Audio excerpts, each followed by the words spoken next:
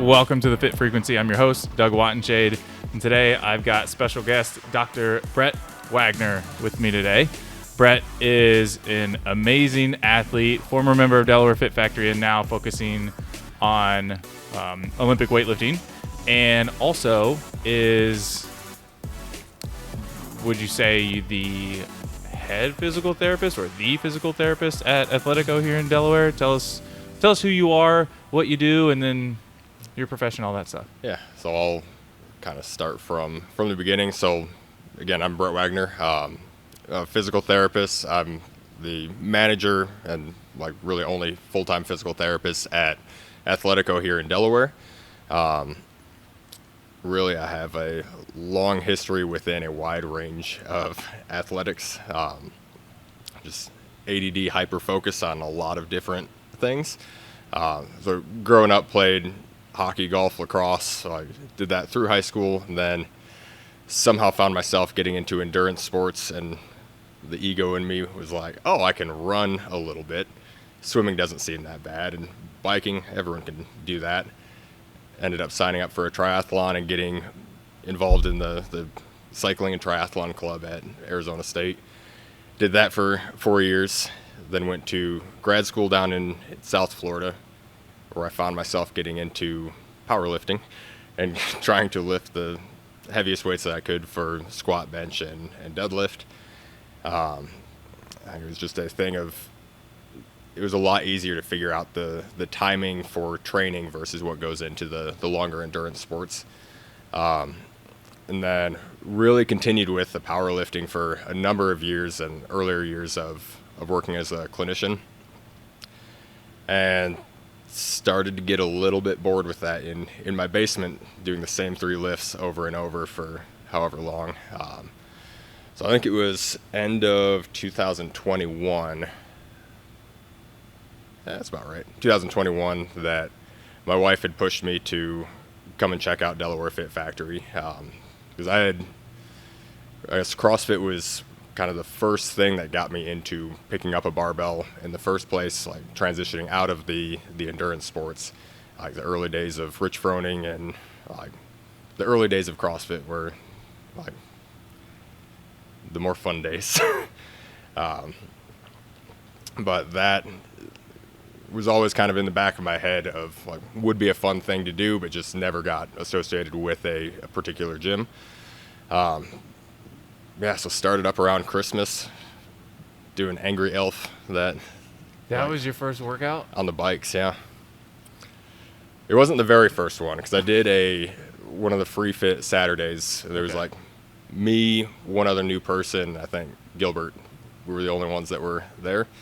But that had me hooked, and I was starting to show up every day that I could. Really fell in love with the sport of CrossFit and the training methodology and all of that. And pretty quickly started to implement everything that we do in CrossFit into my practice as a physical therapist. Just because it's, you'll know more offhand the definition of the constantly varied and everything else, but there's nothing that really gets left out of the training where you're lifting heavy weights, you're using your lungs, you're using your heart, you're blending the two together, you're doing body weight things, you're doing these special skills. There's so many different things that you can spend time focusing on trying to get better at and really improving your fitness as a whole. I guess where that gets into what I do, I think a lot of people have an association with physical therapy is your shoulder hurts, you go in, you grab a light TheraBand, and you're doing 1,000 reps at the same weight 3 times a week for 6 weeks, and nothing really progresses, and maybe you feel a little bit better. Maybe it was just time passed and you didn't do anything, so it feels a little bit better. But then you go to get back into the gym or a sport, and that's when you find out if you were actually prepared from that or not. So when I'm working with patients, there's kind of an overall assessment of what is somebody actually coming in for injury-wise, kind of how acute is it, how limiting should it be, but also what is this person's health like as a whole. So if I get somebody that is 60, 70, 80, they've never gotten their heart rate up in their life, they've never lifted a weight, that's great that they have tennis elbow, but we should probably push a sled. We should probably get on a bike and push some intervals. We should work on some of these things that maybe they start getting an inkling of what can fitness be, like how much better can I feel? Oh, I can actually lift up the dog food from the floor without my back getting thrown out. Or we get the blizzard, I can shovel the driveway and not have to take 20 breaks or pay somebody to do it. So with those people, it's addressing the injury itself, plus like how else can we try and improve their overall health and maybe make a lifestyle change for them. On the other side of things, when it's somebody that is from here, it's more so trying to, like, we're going to address that injury. I really want them as much as they can to keep coming, keep doing exercise, keep their fitness level up, but then discussing what things are absolute, like we need to hold off on doing this movement or these sets of things. What things do you need to maybe tread lightly on and like be cautious or limit? And what things are green light, you can go all day, go all out, enjoy it. That's not the person that I'm not going to be doing a bunch of cardio circuits and everything else with in the office, because I know they're going to be keeping their overall fitness up in here, but more so addressing whatever the limitations are that are preventing them from doing everything here. That was a very long-winded answer. Yeah, thanks for tuning in. That's it. No, yeah, I absolutely love everything that you do for people. So I've gone to see you myself, and just popped in to say hi, and I see you working with 2 or 3 other members, and I just know, and you're very, it's very obvious. Like you're not hiding anything. It is I'm here to help you get back to your normal life, and like that is kind of how I not necessarily pitch, but that's how I explain who you are. And there's like, should I go see a doctor? I point up to your banner, and sometimes I even mention that like when people are coming in, they're considering joining the gym. Like, well, I maybe did CrossFit somewhere else and got injured. Okay, yes, injury risk is a thing regardless of what you're gonna do. You could go train for a 5K and step off of the sidewalk and roll your ankle, or you could come in here and not listen to your coach, and you could lift too heavy and now your back hurts. We do our best. There are accidents. That is why we partnered with Brett. He's a great physical therapist and knows about this stuff and knows that we want to get back to this as fast as possible, or as safe as possible. So that is a really cool thing. How did you? Was it an Athletico thing, or is it a you thing with the whole free assessment, or just getting people in to help them? What's the deal with the free assessment? Yeah, so the free assessment, it's really an Athletico thing. I maybe do more than what I'm supposed to do at the free assessment. It's really, in its description, it's supposed to be like a pretty quick session of, let's say you're doing deadlifts or pull-ups or whatever, something starts hurting, and you're not sure, like, should I go to the ER, should I go to a doctor, should I just stop doing anything? You can schedule an appointment, come in, tell me about like what happened. I'll do a brief assessment and kind of get an idea of like what I think is going on, and from there it's a lot easier to say like, yeah, just ice it, rest it, do these couple stretches or whatever it is, or no, that seems a lot more serious, you should probably go get imaging or go see your doctor, or whatever the follow-up is. So it's an Athletico thing that they offer. As long as I have the time and everything, I tend to spend a little bit more time giving you more tools of what you can do to continue making it better. Yeah. And at least everybody here, it's not 100% of our members are coming to see you every week. It is they're few and far between, but everybody that does go to see you, they immediately come back and they're just like, Brett gave me a plan, or you and I have even talked about stuff for specific people with their permission, of course. And it is really cool. They come in and you immediately make them feel welcome, and they know that like you've got their best interest at heart. Like you're ready to help them get back to whatever their goals are, and healing all the injuries and whatnot. How did you? So we know that you did the endurance running and then the powerlifting, and you got into CrossFit, and now diving specifically into Olympic weightlifting. Mm-hmm. But let's look at like the professional side. How was it a simple decision for physical therapy, or were you like, I don't know what I'm going to do? Oh, I like to help people. Yeah, so it's kind of a funny story in that sense, where going back to like middle school, high school, had sports injuries, had physical therapy for like those various things. No major surgeries or anything like that. But I remember it was probably my sophomore year of high school, where still didn't really know what I wanted to do at that time. Like was getting like near the end of a bout of physical therapy for a shoulder injury, and the physical therapist was asking me if I knew what I wanted to do after high school. They're like, yeah, you should get into PT. I think it would be a great career. And I remember explicitly telling them, like, absolutely not. This is miserable. All you do is like come in and hurt people. This is terrible. I want nothing to do with that. So kind of flash forward, originally went to college for professional golf management, which at my school you get a business degree. Every school it's a little bit different. It could be in hospitality or business or some varied thing. For my school, it was part of the business program, but then you work through, like the PGA of America has a whole set of things that you have to do to become a head golf professional or a teaching professional. So you can do it without going to a PGM program. Most people remain under apprentice status for like 15 years or just never complete it because it's a lot of busy work. Like, I remember one assignment was contacting multiple golf cart companies to come up with a hypothetical fleet to get a budget on how many carts will we need, how do we rotate through them, what does the maintenance program look like, all of that. You learn about turf grass management, all of the golf related things. So That does not sound fun. Yeah, so within a month I knew that I didn't want to be in the program. Yeah. And at that time, a lot of the friends that I was developing outside of my program, they were part of like health and wellness, kinesiology, dietetics, other health-related majors, and they were the more athletic kids to join up with, like flag football and other sports like that.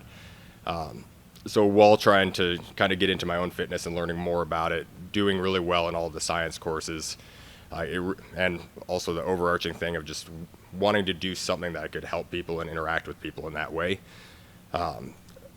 that pushed me to decide, like, okay, I'm going to switch majors. Thankfully, my dad gave me good guidance of don't just immediately jump majors and then do that 12 times. Like, take time, talk to guidance counselors, learn more about each program. That way you're not jumping ship too quick. You might stay with what you're doing. It might be like what you think you want to do right now. Awesome to learn about, but then you don't end up doing the career that you want to do with it. Like, so for dietetics or for nutrition, for that instance, very interesting, very cool. But then at the end of 4 years, you're taking their board exam, which doesn't have a very high pass rate, or at least it didn't at the time. And you're kind of channeled into that is your career path. And there's a wide variety of things that you can still do with that, but you're very much pigeonholed into that.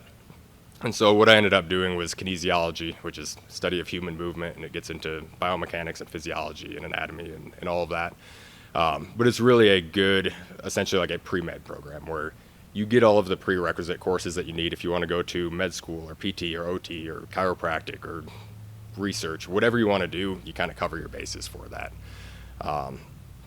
So at the end of talking to everybody, ended up in that program, and kind of the same thing. Once I got into that program, started shadowing physicians and PTs and a chiropractor and like a number of different things just to see, would I actually like being in this field? Like, what is this going to look like? And very different experience going into a physical therapy office that time around versus when I was on the patient end, where it seemed like a lot of fun. Like, you're interacting with people all day. I started to understand how you're incorporating your knowledge of different injuries and the anatomy and kind of blending it together to come up with a plan of what are the most necessary exercises or movements that we need to do to get this person back to doing what they want to do. So yeah, thankfully,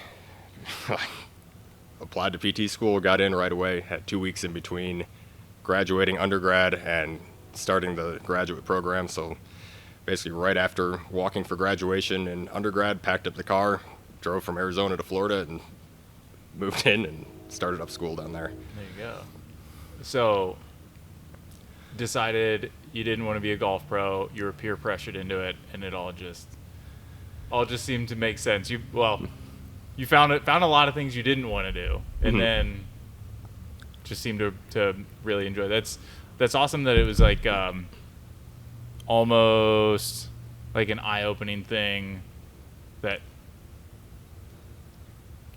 if I guess in my world, if somebody is yelling at me and telling me to do burpees, I might think to myself, like, I don't want to work at a gym. Like, it's just people yelling all the time. Or it's people doing things that are not the most fun. But then, of course, like after doing it a while, like you can change your mindset on that. So cool that you were able to like flip your mindset on physical therapy and have a really good example that, motivated you to switch. I think context and timing matters for a lot of things. Like your example of somebody yelling at you while you're doing burpees, or seeing somebody being yelled at while they're doing burpees. Like, if that's somebody that has never done any exercise before and like they come in and see that, that's terrifying. Yeah. And they're probably never coming back. Yeah. But maybe if like you start getting into it and then you see that, all right, that coach or that person that you're working with, they have your best interest, and here's why they're pushing you through this. Here's why we're trying to achieve that stimulus. Here's where like that enthusiasm, so to speak, is coming from. It registers in a different way. And I think a lot of us that have played in different sports, you've experienced that. You've had the coaches that just yell to yell, and it like you kind of stop listening to them and you're not motivated by them. And there's other ones that they're yelling, but they are right by your side.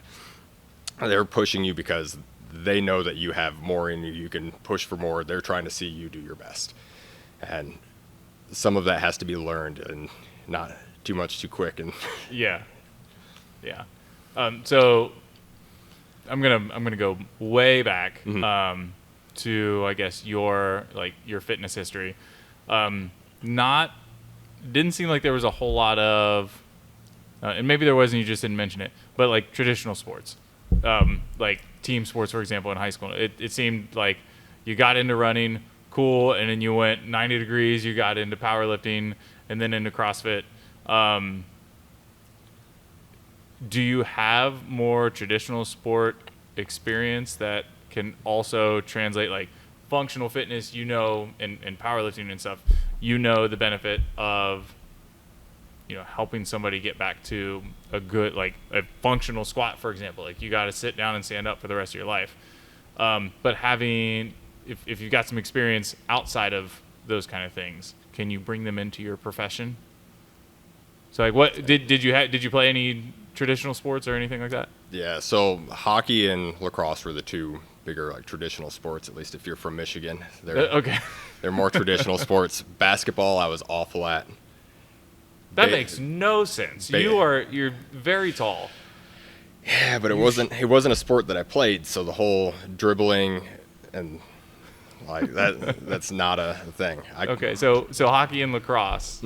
How are you able to find like skills or lessons or whatever expertise from that field and plug it into your profession? I mean, with that, I think it's more experience of just familiarity with the sport, what goes into what's demanded from an individual game level to like what is practice like to tournaments and the overall physical demand of it. Because really you see the same thing if it's volleyball or basketball or baseball. There's some times where it's a game every few days or once a week, and then there's other times where you have a tournament and you need to like play all out, and then you have an hour to recover, and then you're playing all out, and you might have 3, 4, or 5 games in a 2 or 3 day stretch. And so like from like a like overall like basic function standpoint, it's not that functional. But most of like our high school, middle school athletes, like they're going through that and living it. So how do we work around that? So I guess like from the PT standpoint of like where I take that knowledge or information and apply it, it would be more so I will have kids that they are working through an injury currently, trying to give them guidelines of what can you do with strength and conditioning. You have a tournament this weekend. How much should you be playing? What things should you avoid? Are there certain positions that you might normally rotate through that like we just shouldn't mess around with right now? And then how do we recover in between, and just to make it tolerable and not completely take a step back before the next week that we're still trying to make progress. So it's taking all of that in context to try and create the best plan for them recovering. That's awesome. So not just like you clearly with our members, and I guess I would go as far to say is like everybody that I've seen or heard you work with, it's more than just like a health thing and lifestyle thing. You can go the extra mile and like look into, I guess, lifestyle and hobbies and sports and whatnot. You got such a vast resume of experience. You're able to like look at all of these situations and not just diagnose it like a hurt back X equals Y. Here's your plan. You're able to say like you're able to look at things from multiple lenses and say like, okay, you have X, here's like the plan based off of you know, all these other things, which is really cool. That's not something I would say in today's age of healthcare, at least with my experience, it's not something that we see a lot. There's a lot of like, okay, and again, this is my personal experience, but diagnose, prescribe, get the hell out of my office, and next.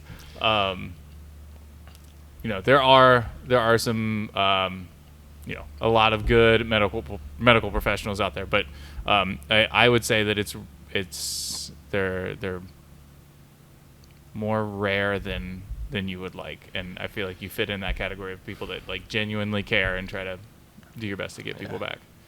We are out there. Yes. I think it's a very difficult system with how things are set up, where it puts most healthcare professionals at a disadvantage just from productivity standards, and every hospital system and doctor's office and everything else is becoming so much bigger and more corporate. And the more corporate something becomes, the more people need to be paid above you. And so even though, whether it's your physician or occupational therapist or PT or whoever, even though they're the ones that are kind of in the trenches and like seeing you on a day-to-day basis and working with you and have your best interests in mind, if people above them are saying, like, okay, now you have to see XYZ number of people, it becomes a lot harder. You're stretched more thin. Yeah. You're more incentivized to kind of cut things short and do a bare minimum job. And I really cannot do that. Yeah. I really view anyone that's coming into my office, like if it was a family member, friend, myself, for myself, it's the easiest example. I've had my own injuries. I think people in here have seen me like rehab myself through them. Like, what advice would I give to myself? That's exactly what I would be telling you to do. To some extent, I give people a little bit too much control of like, all right, if you can come in once a week or once every couple weeks, like make sure to do all of these things before the next time I see you. Most people do not. And so then it becomes frustrating on both ends of why am I not feeling better? And I'm thinking like, well, you're not feeling better because you haven't been taking the steps. And that's where I think it's easier to give a blanket statement of like, yep, you need to come in here 3 times a week and like kind of take the power out of somebody's hands. But I know for myself, I would like to be given the chance to like, all right, these are the steps I need to do. I'm going to follow this to a T. Like next 2 weeks, this is what I'm going to do. If I'm not feeling better, like I'll let you know along the way. Unfortunately, most people do not take the steps on their own, or they do for a couple days and then life happens. Yeah. And we see the same thing. I think that is one of the, obviously the kinds of workouts that we do and the coaching and everything, but our coaches go the extra mile to make sure you're coming to class, which is, every gym out there, there's like the stigma of like sign up and never go and all that kind of stuff. It can be tough, but I don't know where I'm going with this. Well, I mean, just off of that, I think in the CrossFit environment, or like what my experience here has been and what I've seen in the CrossFit world as a whole, the community and accountability that gets developed with that. Like, let's say you hate getting up early, but 6 a.m. is the time that you have to come, which that was the case for when I first started here. It's with my work schedule, 5 or 6 a.m. were the options, because can't come in the middle of the day, and most of the time can't come later in the afternoon. So started forcing myself to get up at 6. After a few times, you're seeing the same faces. And if one of them misses a day or you miss a day, like, you're wondering where they're at, they're wondering where you're at. And now that next time that you're feeling tired, a little bit sore, not wanting to get up, you're thinking like, oh, I've got to show up for Doug. I got to make sure he's there. If he's getting up, I gotta show up. Yeah. I can see Gilbert rolling over and like texting you like, Brett, I'm not coming in, and then you being like, no, you're coming in, and then sure enough, everybody's here at 6 a.m. Yep. And we do our best. We do have Heidi and Pam. They kind of watch our attendance quite a bit. If suddenly if we know that like somebody's not on vacation and they've dropped off a little bit, we'll do, call, text, and email. We'll do our best to get them in, because ultimately the gym is here to help people stay fit, which is great. That we also, like I mentioned earlier, like there's an inherent risk with everything that you do. So, there's, unfortunately that's why we got waivers and all of that nonsense. But if something does happen, we don't want you to just go home and Netflix and never do anything. So that's why we love leaning on you so much, because we trust that they can come and see you, and then you'll help them get right back here, and all that. Yeah, I think a very good thing off of that is, and kind of alluded to at the beginning of our conversation, when you have a little injury, don't just power through and try and like hurt it. For one, like, yes, you can come and see me, do the free assessment, or like see me for multiple visits, whatever you want to do with that. But I think primary thing would be acknowledge that there's a thing, whether it's just shoulder feels sore, back feels a little bit tight, whatever it is, let your coach know. They have plenty of modifications. That's a beautiful thing with CrossFit, is even though the workout is written with whatever components are in it, every single one of those things can be changed to a different exercise. The stimulus can be met, the goal for the day is met, and now you're not just continuing to push an injury down the road or make it worse. Yeah. So lean on your coaches. Let's switch gears a little bit. Let's have some fun. Although you are so narrowly focused on Olympic weightlifting, yeah, you're not so far removed from CrossFit that, like, I think the first thing you asked me was if I was ready for the Open. Yep.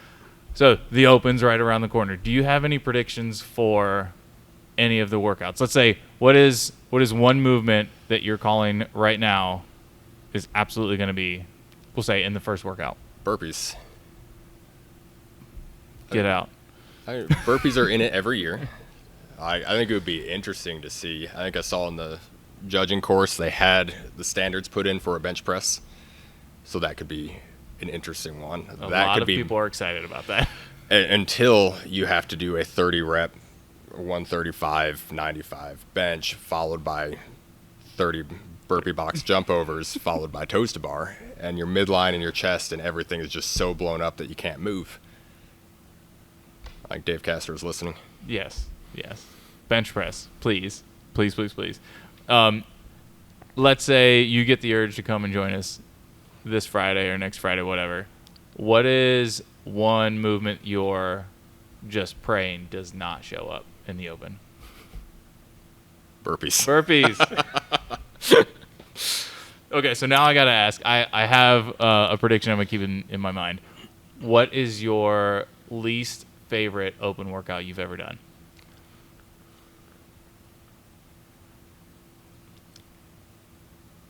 Oh, man. The 21-21, 15-15, 9-9 dumbbell single arm snatch and burpees over the dumbbell. Okay. That was the most that I have ever hurt after an Open workout. It didn't help. I was traveling the whole week before, had driven, I think, 15 hours from Florida on a Friday night, came in Saturday at 6 to open gym, and Bill and Jess were there judging me for that. And so a week of no activity, a full day of sitting in the car, right into the most miserable tall man workout that could ever be written. That's a lot for a tall person.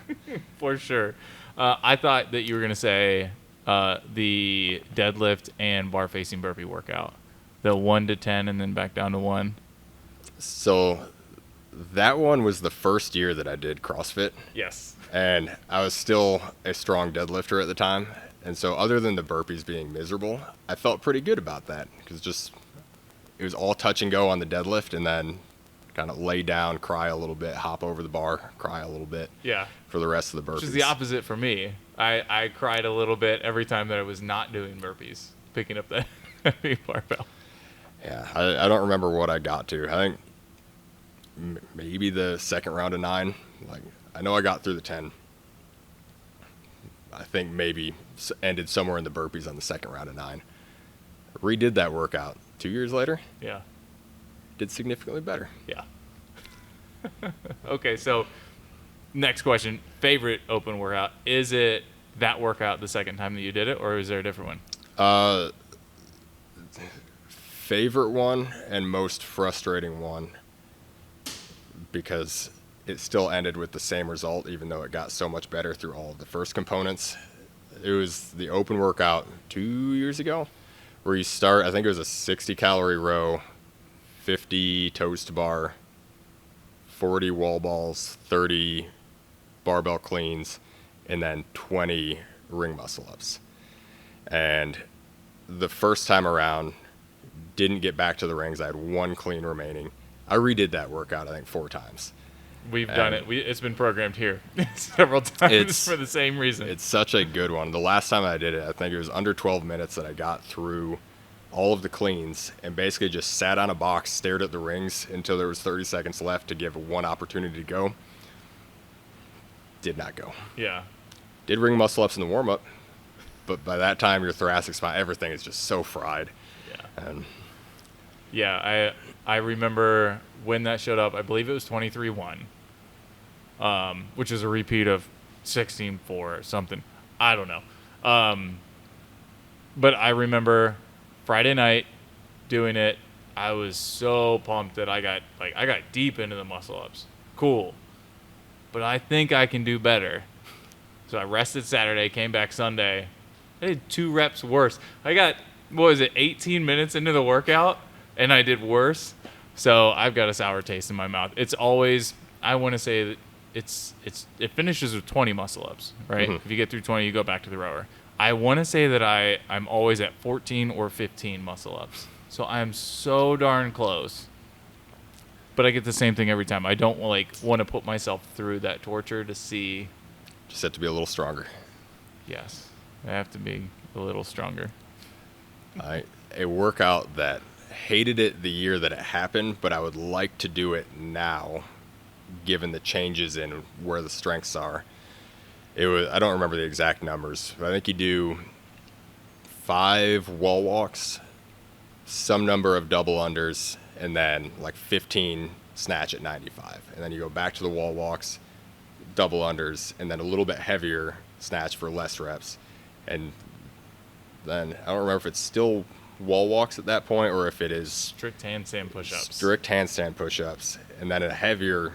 A 185 snatch, yeah. Then I think it ended with wall-facing handstand push-up. That was the first time that had shown up. Yeah. Just purely for the snatches and double unders and wall walks, I like those movements. I would like to redo it for those. I don't think that it would end at the strict handstand push-up. It's just fine.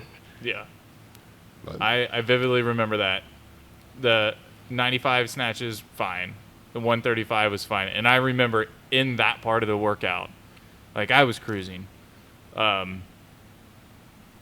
Elephant in the room, like gymnastics and handstand stuff, like that's easy for me. 135 and 95 for snatches, like still relatively easy, to the point that like I'm looking at my girls who are cheering me on, and like I get the bar overhead and I winked at them.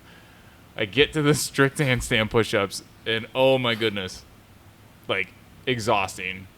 It was a stop gate workout. So you had to get so far by a certain time to see if you were allowed to move on. So I got into that round of the strict handstand push-ups, barely got through them, got through the double unders. I had just enough time for one attempt at 185. I don't think the bar came more than a foot off the ground, and I still tried to like squeeze under it. It was, yeah, it was a nightmare.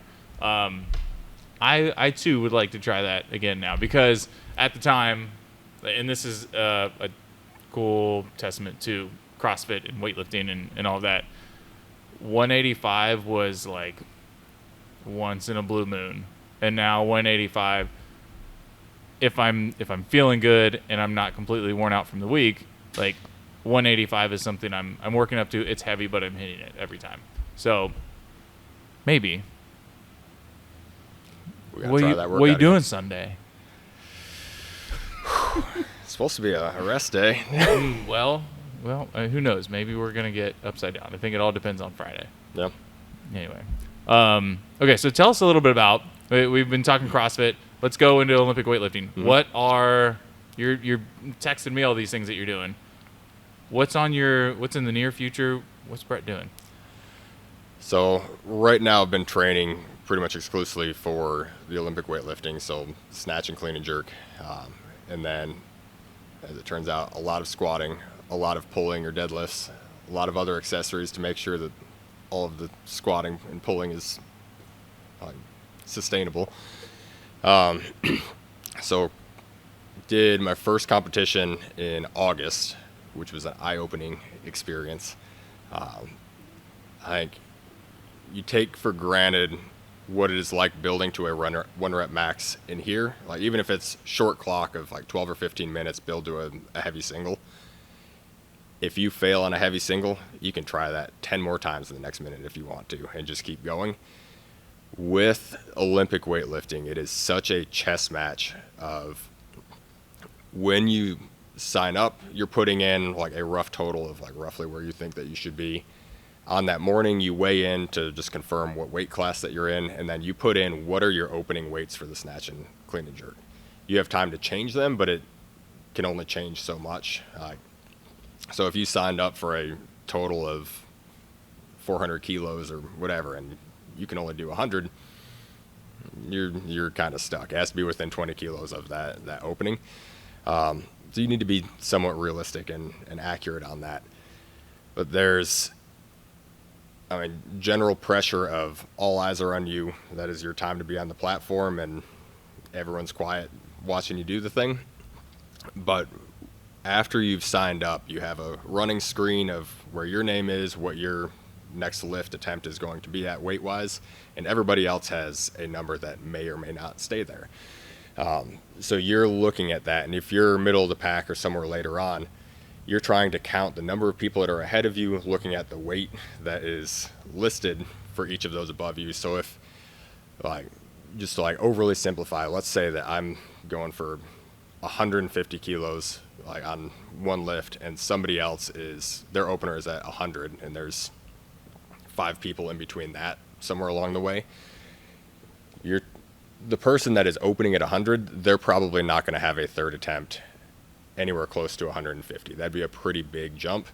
So that's at least 3 minutes. It could be longer if they miss the first 2 attempts, and now it's like they're following their own clock. So 2 minutes for each attempt. And then doing the same thing for every other name that is ahead of you or weight that is ahead of you, just to try and figure out how much time do you have to warm up for your max lift. Because ideally you don't warm all the way up and then, I have 10 more minutes. How do I stay warm and ready to do a max lift? You want to time it pretty well where you're getting near your top warm-up weight, like 3 or 4 minutes ahead. That way you have that full amount of time to be ready, go out on the platform, lift, and feel pretty comfortable with that. So there's a lot of gaming to it, of figuring out just basically how long do I have to warm up? When am I going to be lifting? If somebody around my weight they miss a lift and they're not going to go up, now there's more time versus less time. Like maybe somebody gets hurt, they withdraw. Now that's 1 less minute that you have to warm up. And then people change their attempts. So you might think that you have a 1 or 2 minute break, because like you miss a lift, you're going to go, or like, let's say even you make a lift, you think that there's 2 other people that are going to go before you. Now both of them decide, oh yeah, we're going to go up to like a heavier weight than what you were doing. Now you're following yourself, so you're on short rest versus, Whoa.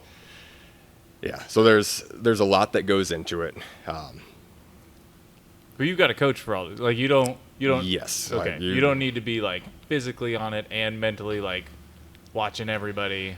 No, some people choose to do that. That's crazy. I would not recommend that for anybody. Like maybe if you're very experienced and comfortable with it, sure. Otherwise, you should go through somebody that is experienced with that. So I have Mark from Columbus Weightlifting. He has a lot of experience with that and can time things out very well, give guidance as to like what warm-up jumps should be when you're warming up. Like they're usually, the coach is the one that is sitting by the screen. They're making notes, trying to do the math, and like they're from across the warm-up room like shouting like, go, like do your next clean. And then you do the thing, all right, looks good. Like add this much weight, just sit until I tell you to go. Yeah. And it's just this constant thing. So you're trying to stay out of your own head as much as you can, but it's such a foreign way of warming up versus if I come in here, some days you warm up fast, sometimes you warm up slow, and there you don't really get an option. It's just you got to time it out and be ready when you're ready. Yeah. So that was a learning experience in August. And because I went into it kind of with only the experience of doing things here or at home, really made my openers way too heavy. And so went 2 for 6, where missed my opening snatch, even though pulled it plenty high, just got nervous, didn't hang on to it, went out, got my second one, but then was still following myself for a third one. And then for the clean and jerk, the opener actually moved pretty well, but got called for a lockout. So the CrossFitters that are not familiar, on the jerk, actually for the snatch too, for this, anything that is overhead, you have to catch the weight with your elbows fully extended. They can't rebend, they can't like get overhead, momentum stops, and then you press out that arm. That is a no lift. And so my opening attempt on clean and jerk, got it overhead, but right arm had a slight bit of the lockout or press out. And so that was a no lift. That frazzled me when I saw red lights. And so was like, all right, I've got to get a total. Let's keep the same weight, go back out. Went back out following myself, and back foot slipped. So basically went into the splits, dropped it. Now going into the third and final attempt, like the main goal was to get a total in the thing. You're still doing your third attempt at your opener in like a 3.5 minute span. So it was nerve-wracking, but channeled every bit of rage that I could. Got it overhead, thankfully, got a total. Like, so 1 successful lift for the snatch, 1 for the clean and jerk. This time around, I am approaching things much differently. Like my openers, I'm planning on just doing what I have hit in training a million times. As long as that's good, cool, I'm on the board. Shoot for the moon. Training has been going really well. Really excited to see what I can potentially do. But I also just want to get on the board early to not have the extra stress or weight of, if I don't make this lift, I'm just bombed out. Yeah. So much smarter approach. You said you're going to Cleveland In 3 weeks. 3 weeks, On March 14th. and then you're doing Columbus again in August. Yep. Or were you okay? That is awesome. Are those two, like, are they far apart enough that you can make some significant changes if you wanted to? Yeah, I think even if you have like an 8-week stretch, that's plenty of time to make a lot of difference. I mean, even what you guys have seen in here when you run a squat program or any of the other individual movements that you're trying to improve upon, when you're showing up week after week, and like week 1 is 68%, week 2 is 72%, 78 and 82. As you're getting closer, like, it's more surprising when you haven't improved your 1 rep max or improved your work capacity or whatever thing that you're working on. Like, really a 4 to 6 week stretch is like, you will make some improvement. 8-week stretch or 8 to 10 week, you're definitely going to make some improvement. 12 is more ideal. Like, that's a really good amount of time where even if you got sick along the way, life happened, you can kind of make up for it and make progress over that duration. I think with my inexperience of competing, it would be nice to do at least one competition in between this one and August. August will be the Ohio State Championship again, so that's a bigger one. It's down at the convention center. It feels like a bigger event, similar to what the Arnold will be in a couple weeks. I think it would be, for my own headspace, nicer to just go to a setting where it looks like this. It's still an official competition, but it just feels smaller. It's more similar to home. Yeah, and you get to, like you had mentioned, you get to play chess. So Yep. like you get some of that without maybe the big lights. Mm-hmm.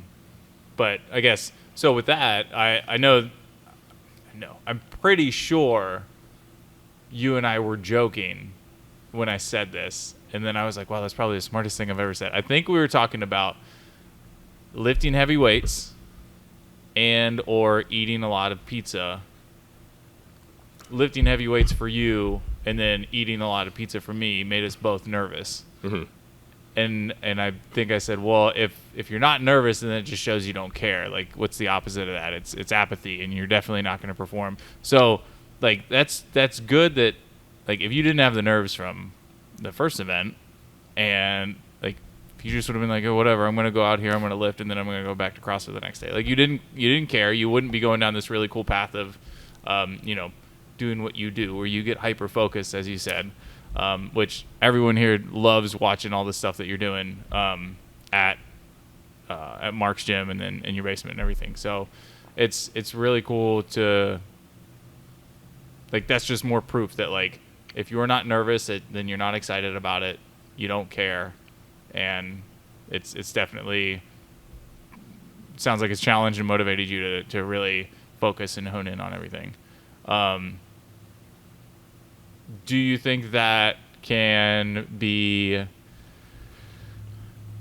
somebody's nervous? Do you think it's the same kind of nerves for somebody that's brand new to fitness?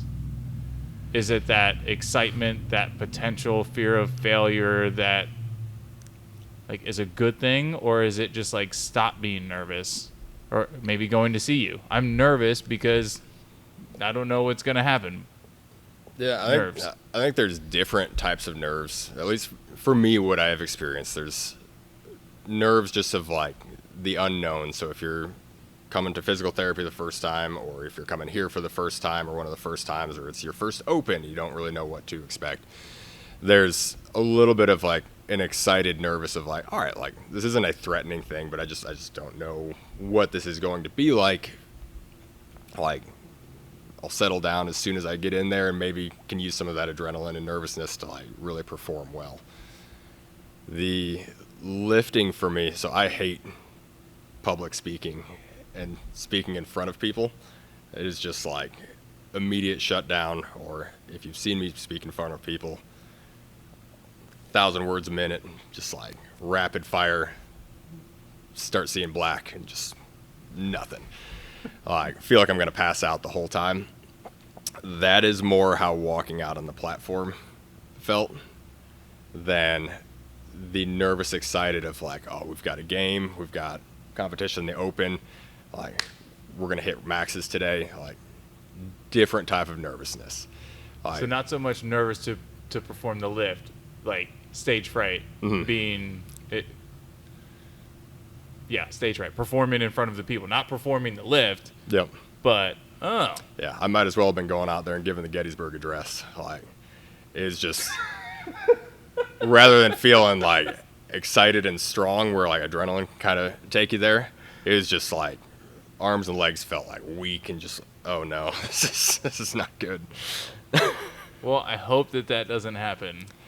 I think it will be much better this time. Yeah. So another component to that last one was, so where my body weight was right when I decided that I was going to do that competition for the first time was like 2 pounds over what the limit was for the weight class that I thought I wanted to be in. And so it was just like, all right, restrict calories, cut things, like add an extra cardio, do all of the things. So ended up overshooting that and was way underweight, but with losing weight too quick, also lost strength and felt just under-recovered, wasn't sleeping well. On top of that, you're nervous for a new experience and just a lot of different things that played into it. This time around, doubling down on the super heavyweights. I think I've had 5 pizzas this week. You are not nervous to eat pizza? No. Maybe this shouldn't be said. My training has gone so much better. Overfueling. Not good calories, but your training is focused in a different way. If you were to come in here and do it would not go well. First open workout is burpees and rower calories, I would vomit and die. We don't want you to vomit and die. So I also do not want that. But I feel way stronger. But the plan is after this competition, get nutrition back in check, be a normal body weight again.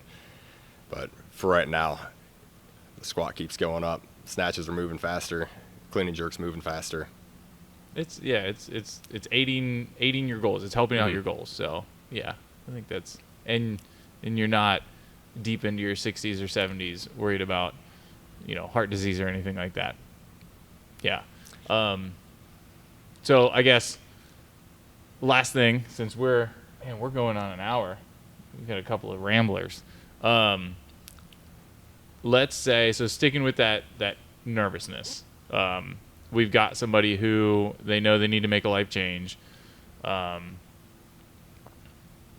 just have no idea what to do. Maybe they've seen our gym or a gym, or they're Googling, what do I do to lose weight, or what do I do to this, that, or the other.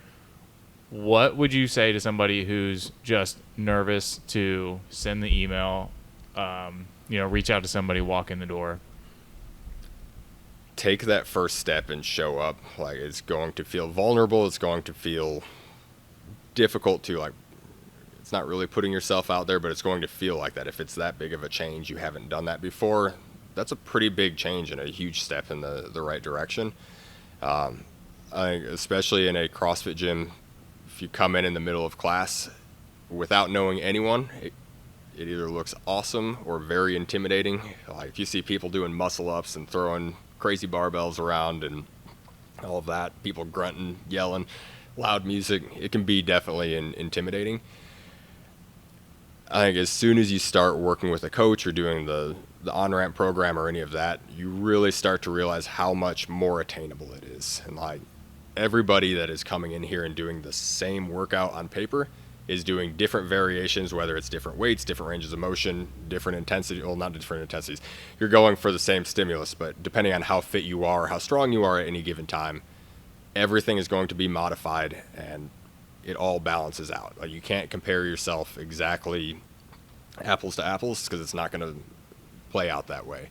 And I think a lot of people cut themselves short when they see the highest level of what people are doing. They're like, oh, there's no way I can ever do that. That's crazy. But they're never seeing the person that rather than doing 1 rep max squats, now there's somebody that's doing bodyweight squats to a box or to a target. They're starting to learn the fundamentals. They're learning the movements, and that's what carries over into, can I pick up my kids, my grandkids? Can I do yard work without hurting? Can I do all of the normal day-to-day things? And it's just stacking little victories on top of each other a little bit at a time. Check off the first box of send the email or show up. Once you start showing up, keep doing the work, be patient with it, don't try to rush ahead. And it's just consistency over time. And anyone that has come into my clinic and heard me ramble on things, they've probably heard me say consistency over time is the biggest thing. It's everyone wants that quick fix, whether it's for diet or exercise or whatever the thing. We all want that really quick, easy button. With your fitness and health, there's not necessarily an easy button. The easy button is just do the easy stuff every day or most days of the week for a long time. Yeah, the easy button is consistency. Mm-hmm. It took you however old you are, 25, 30, 40 years to get where you are. You're not going to be able to change that in a day. So just showing up and, in a sense, put your blinders on, but just trust the process and one step at a time. Baby steps. Check those boxes. Very cool. Brett, thank you so much for joining us on the Fit Frequency for going on 50 some minutes now. Goodness. Thank you. If somebody is, well, if somebody's interested in following your Olympic weightlifting journey, where do we find you on Instagram with all the Whatever videos? my Instagram account name is. You'd be surprised how many people don't know what their Instagram account is. It, I think, is my name. Anyway, search Brett Wagner weightlifting something or other, you'll find it. If somebody is in need of a physical therapist and they want to know how to get in touch with you through Athletico, what do they do? So for one, if you're in here, there's a nice banner with a QR code. Just scan that on your phone. It'll take you to a page where you can request an appointment. And whether it's doing a full visit where you're going through insurance or out of pocket, or just setting up the free assessment if you're not sure what all is going on and want an opinion on that. Either way, it's the same link. Go on there or go look up Athletico, Delaware. You'll find us. Google. It's a powerful machine. Brett, thank you. And for all of our listeners, let's make sure that you like, share, subscribe, all the stuff. Leave us a review, share. If you found some value in this episode, or you know somebody that needs to chat with Brett, send it their way. And just make sure that you, like Brett said, keep being consistent. We want you to eat better, sleep better, and train better so that you can be better every day. Catch you in the next one.